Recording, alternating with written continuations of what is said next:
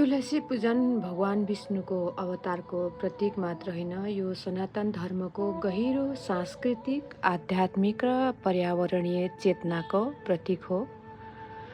तुलसीलाई हरिप्रिया पनि भनिन्छ, जसले विष्णुप्रति हरिभाव र भक्तिको प्रतीकका रूपमा जीवनमा पवित्रता, आरोग्यता र शुभता ल्याउँछ। घरमा तुलसीको बिरुवा रोप्नु र यसको पूजन गर्नु केवल धार्मिक कर्म होइन, यो वातावरण संरक्षण, वायु शुद्धिकरण र जीवन ऊर्जाको सन्तुलन पनि हो।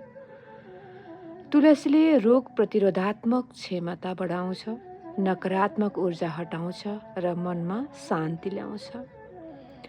हरिबोधनीको अर्थ नै हरिको बोध अर्थात् अस्तित्वमा दिव्यता, प्रेम र करुणाको अनुभूति हो।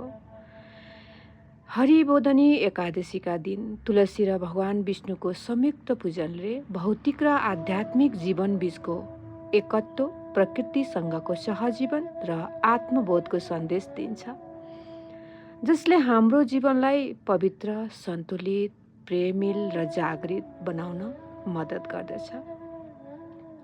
हाम्रा हरेक परम्पराहरू सनातन धर्मसँग, प्रकृतिसँग, जीवनसँग जोडिएर आएका छन् र यसले जीवनलाई सन्तुलन राख्न मद्दत गरेका छन्।